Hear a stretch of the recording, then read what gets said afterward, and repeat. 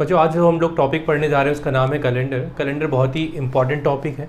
अगर मैं कैलेंडर की बात करूं तो सबसे पहले इसको रोमन जो फिलोसफर थे ग्रिगोरी, उन्होंने बनाया था और इन्हीं के नाम पे जो कैलेंडर का नाम पड़ा जिसको हम लोग आज पढ़ते हैं उसका नाम है ग्रिगोरियन कैलेंडर।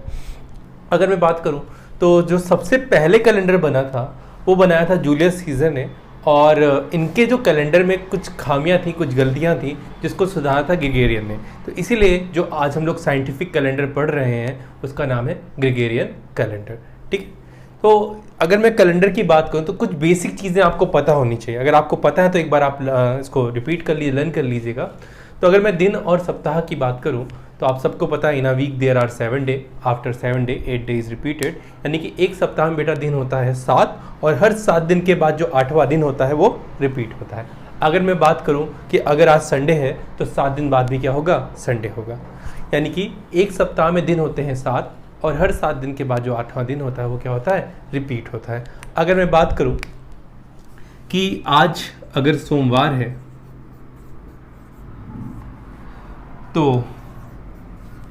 8 दिन बाद कौन सा दिन होगा।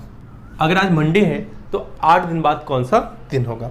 अगर मैं बात करूं आज मंडे है तो अभी मैंने आपको बताया कि 7 दिन बाद भी जो होगा वो क्या होगा, मंडे होगा, और एक दिन जो एक्स्ट्रा बचा वो आप मंडे में जोड़ लीजिए, यानी कि जो इसका आंसर होगा वो क्या होगा, ट्यूसडे हो जाएगा। समझ में आया।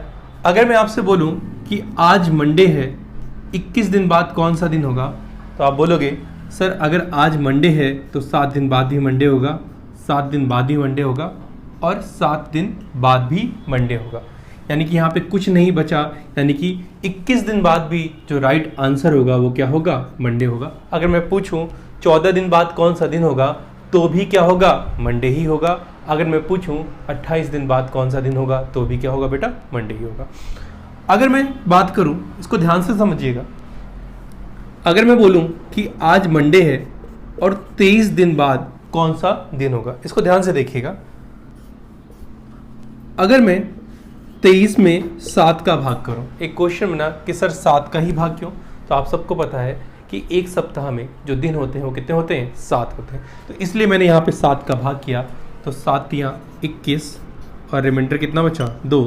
तो यहाँ से बेटा ये पता चला कि 23 दिन में 3 तो क्या हो गया, वीक यानी कि सप्ताह, और जो नीचे रिमाइंडर लिखा है इसको हम लोग बोलते हैं ऑड डे यानी कि विषम दिन। इसको हम लोग बोलते हैं ऑड डे यानी कि विषम दिन। और अब मुझे मंडे में जो 2 को जोड़ लेना है, जो ऑड डे आया मैं मंडे पे जोड़ दूंगा, यानी कि ट्यूसडे और वेडनेसडे, यानी कि बुधवार, इसका जो होगा वो क्या होगा, राइट आंसर हो जाएगा। समझ में आया कि नहीं आया।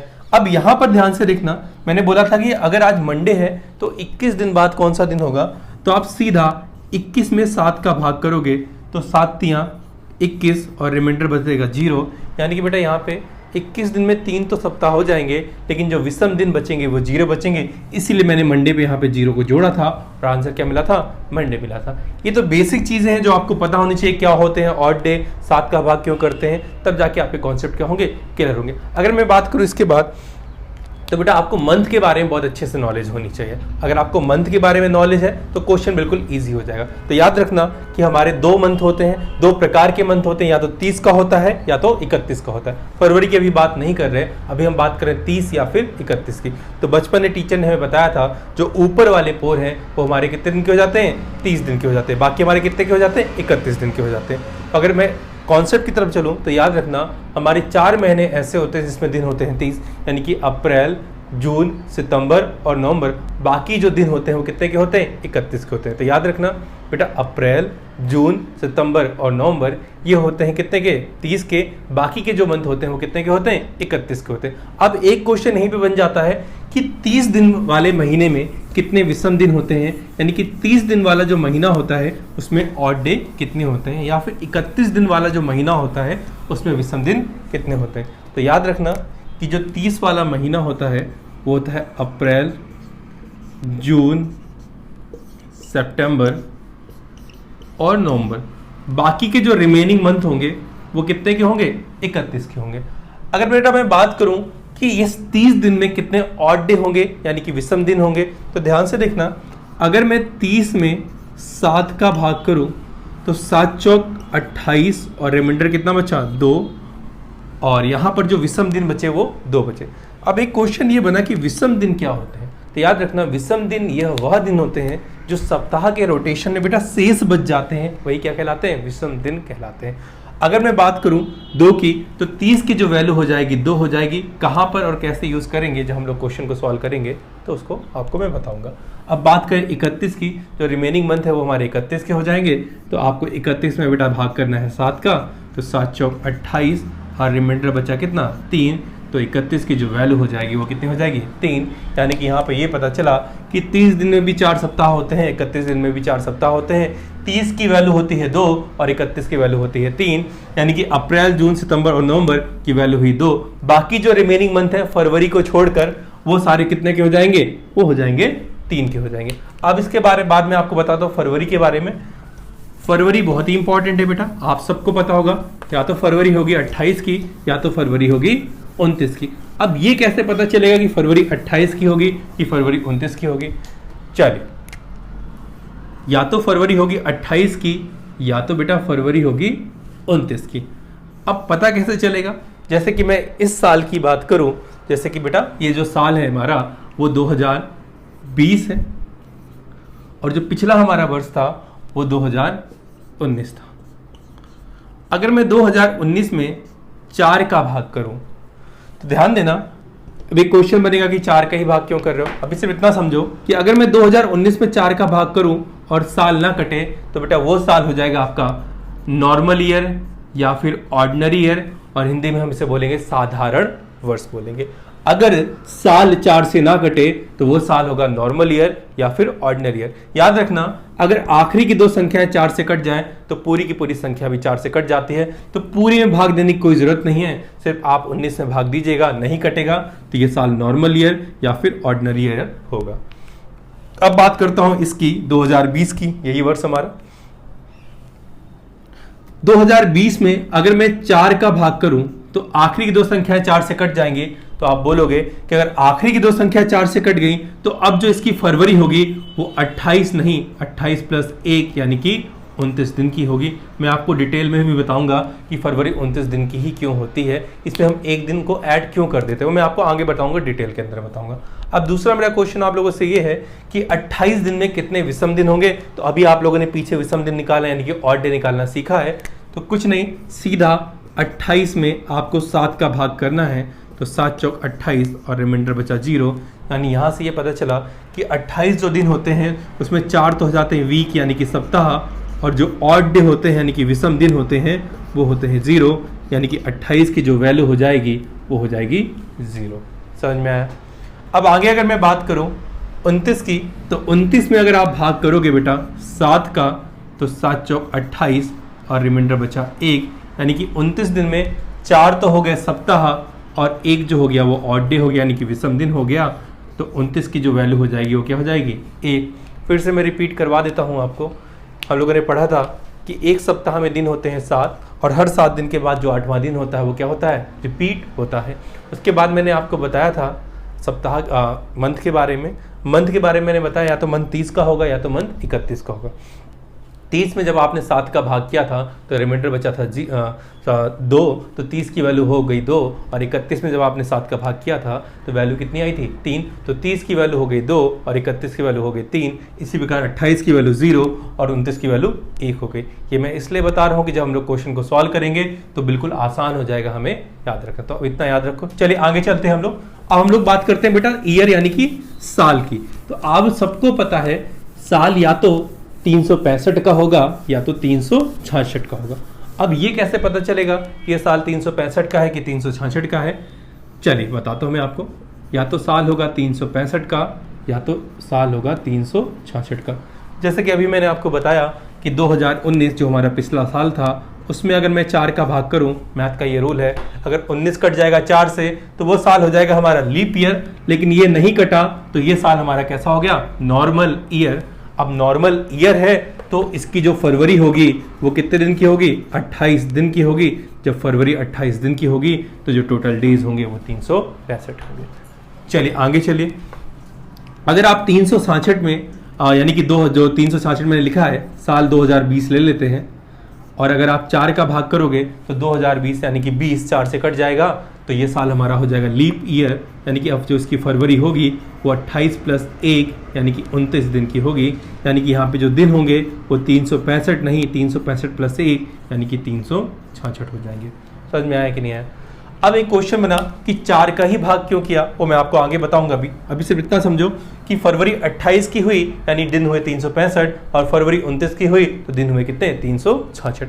अब एक क्वेश्चन बना कि यहाँ पर आपने 4 का भाग क्यों किया। अच्छा ध्यान से देखना, क्या 20 4 से कटेगा? तो आप बोलोगे बिल्कुल सर 20 4 से कट जाएगा।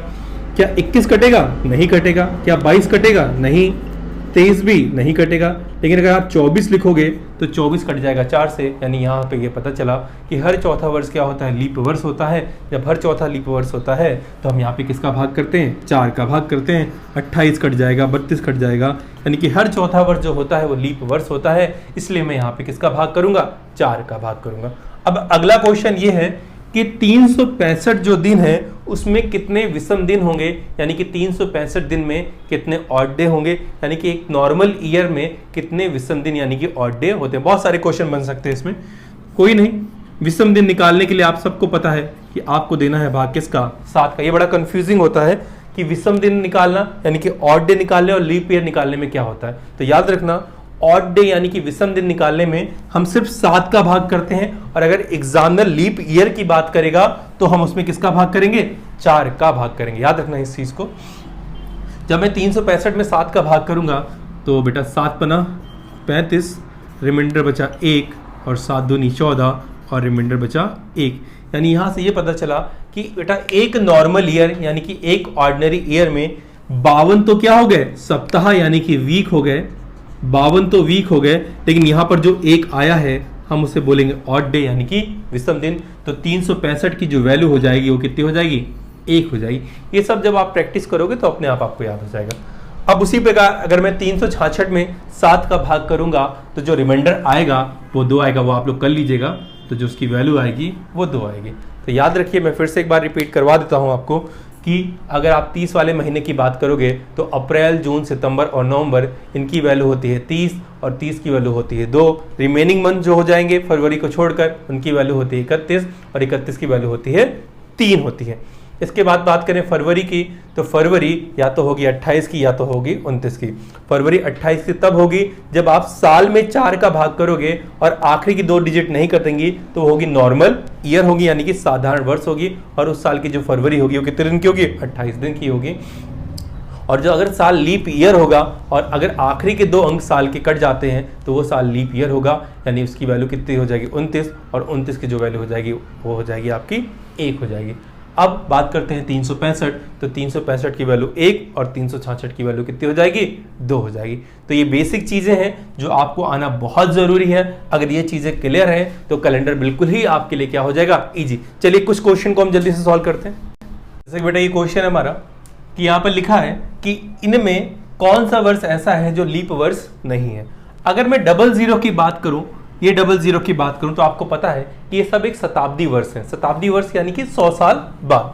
अगर मैं सेंचुरी ईयर की बात करूं तो मैथ का ये रूल है कि अगर आखिरी 2 संख्या 00 हो तो पूरी की पूरी संख्या 4 से कट जाएगी। जब सभी 4 से कट जाएगा तो पता कैसे चलेगा कि ये लीप ईयर है कि नॉर्मल ईयर है। तो याद रखना, कभी भी बेटा जब सेंचुरी ईयर की बात होगी तो वहां पर 4 का नहीं, किसका भाग करना, 400 का भाग करना, 400 का भाग करना, 4 का भाग और 4 का भाग। तो याद रखना, अगर एग्जामिनर शताब्दी वर्ष यानी कि सेंचुरी ईयर दे तो वहां पर 4 का भाग नहीं, किसका भाग करना, 400 का।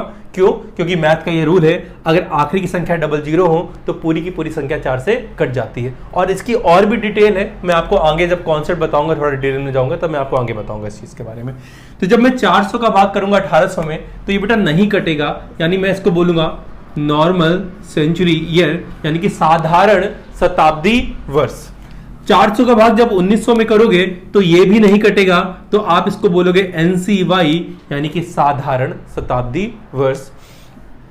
जब 92 में आप 4 का भाग करोगे तो ये कट जाएगा, यानी कि 4 दूनी 8, 4 तियां 12, तो 1992 जो साल होगा वो लीप ईयर होगा, यानी कि इस साल की जो फरवरी होगी वो 29 दिन की होगी।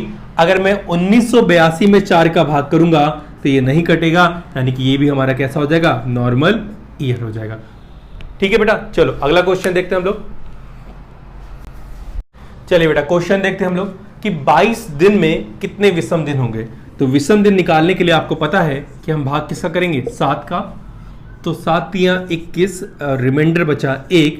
तो आपको ये पता चला कि 22 दिन में 3 तो क्या हो गए, सप्ताह, और 1 क्या हो गया, ऑड डे यानी कि विषम दिन। यानी कि इसका जो राइट आंसर होगा वो क्या हो जाएगा, 1 हो जाएगा। तो याद रखना, कभी भी ऑड डे निकालना हो तो वहां पर 7 का भाग करेंगे, और अगर लीप ईयर निकालना हो तो वहां पे किसका भाग करेंगे, 4 का भाग करेंगे, क्योंकि हर चौथा वर्ष क्या होता है, लीप वर्ष होता है। चलिए अगले क्वेश्चन की तरफ चलते हैं हम लोग। बेटा यहाँ पे हमारा जो क्वेश्चन है कि इनमें कौन सा सेंचुरी यानी कि शताब्दी का अंतिम वर्ष होगा। तो उसके लिए पहले आप कॉन्सेप्ट समझो। जब हमारा कैलेंडर स्टार्ट हुआ था तो पहले 100 साल हुए होंगे, फिर 200, फिर 300, और फिर ये 400। अगर मैं पूछूं कि 100 वर्षों में कितने विषम दिन होंगे, यानी कि कितने ऑड डे होंगे, ये मुझे आपको डिटेल में बताना होगा, तभी आपको समझ में आएगा। फिर आप इतना समझो कि 100 की जो वैल्यू होती है वो 5 होती है, 200 की जो वैल्यू होती है वो 3 होती है, और 300 की वैल्यू 1, और जो 400 की वैल्यू होती है वो कितनी होती है, 0। यानी कि 100 वर्षों में जो ऑड डे होंगे वो 5 होंगे, 200 में जो होंगे वो 3 होंगे, 300 में होंगे 1 होंगे, और 400 में वो कितने होंगे, 0 होंगे। मैं इसको आपको डिटेल में बताऊंगा अगले सेशन में, फुल डिटेल में बताऊंगा, सिर्फ आप अभी इतना समझो। अगर मैं आपसे एक क्वेश्चन बात करूं कि 5 का मतलब क्या होता है, 0 का मतलब क्या होता है, 1 का मतलब क्या होता है, 3 का मतलब क्या होता है, तो इसका मतलब ये होता है, 0 का मतलब संडे, यानी कि जो 400वां वाला जो हमारा वर्ष था उसका जो आखिरी का दिन था वो क्या था, संडे था। 0 का मतलब संडे होता है, और जो 1 का मतलब होता है वो क्या होता है, सोमवार होता है। जब कैलेंडर 001 एडी को बनाया था पोप ग्रेगोरियस ने, तो बोला था कि जो कैलेंडर का पहला दिन होगा उसे क्या माना जाएगा, सोमवार माना जाएगा। यानी कैलेंडर का स्टार्टिंग का जो डे माना गया वो सोमवार ही माना गया। अगर मैं 3 की बात करूं तो यहां पर 3 का मतलब हो जाएगा बुधवार, और जो 5 का मतलब हो जाएगा फ्राइडे, यानी कि शुक्रवार। यानी कि जो 100वां वर्ष था उसका जो आखिरी का दिन था वो था शुक्रवार, 200वां जो वर्ष था उसका जो आखिरी का दिन था वो बुधवार था, 300वां जो साल था उसका आखिरी का जो दिन था वो सोमवार था, 400वां जो साल था उसका जो आखिरी का दिन था वो संडे यानी कि रविवार था। तो अगर मैं इनकी बात करूं तो इसका जो राइट आंसर होगा वो बेटा हो जाएगा मंडे। आपको चार्ट मैंने डिटेल से दिखा दिया है, बता दिया, इस चार्ट को अच्छे से देख लेना। अब ये वैल्यू कहां से आई वो मैं आपको डिटेल में अगले सेशन में बताऊंगा। चलिए अगले क्वेश्चन चलते हैं। तो बेटा आपको क्वेश्चन दिख रहा होगा कि 1 जनवरी 1910 को अगर शुक्रवार है तो 1 जनवरी 1901 को कौन सा दिन होगा। अगर मैं बात करूं डेट की तो डेट सेम है, यहां से हमें कुछ आंसर नहीं मिलेगा, मंथ भी सेम है, कुछ नहीं मिलेगा। अब बात करते हैं 1901 और 1910 की। हमें पीछे की डेट निकालनी है बेटा, पीछे की डेट निकालनी है। तो सबसे पहले आप क्या करो कि चेक करो कि 1901 और 1910 के बीच में टोटल ईयर कितने थे। तो आप बोलोगे कि जो टोटल ईयर थे वो सर क्या थे, 9 साल। दोनों को आपस में सब्ट्रैक्ट कर लो तो आएगा 9 साल। अब एक क्वेश्चन बना कि 9 जो साल है उस 9 साल में लीप ईयर कितने थे, यानी कि ये वो साल है जिसमें फरवरी 29 दिन की थी। तो मैंने आपको बताया है कि लीप ईयर निकालने के लिए आप 4 का भाग करो, 4 दूनी 8, यानी कि यहां पर जो लीप ईयर थे वो कितने थे, 2 थे। यानी कि 9 साल में 2 लीप ईयर थे। जब 9 साल में 2 लीप ईयर थे तो 7 क्या हो गए हमारे नॉर्मल ईयर और 2 क्या हो गए हमारे लीप ईयर। इसको ध्यान समझना, टोटल तो 9 साल निकले। अब 9 साल में आपने ये चेक किया कि कितने लीप ईयर हुए, तो आपने सीधा 4 का भाग किया तो 2 तो हो गए लीप ईयर और 2 लीप ईयर हो गए, तो 7 कितने हो गए नॉर्मल ईयर। अब आप सबको पता है कि जो नॉर्मल ईयर होता है वो 365 का होता है। कितने का होता है, 365। मैं डिटेल में बता रहा हूं आपको। और जो 365 की जो वैल्यू होती है वो कितनी होती है, 1 होती है। जो लीप ईयर होता है वो कितना होता है, 366 का, और जो 366 की वैल्यू होती है वो कितनी होती है, 2 होती है। अब आपको इसमें यानी कि 7 में 1 का मल्टीप्लाई करना है, और लीप ईयर में किसका मल्टीप्लाई करोगे, 2 का मल्टीप्लाई करोगे। तो 7 एकम 7 और 2 दूनी 4, यानी कि 7 और 4 11।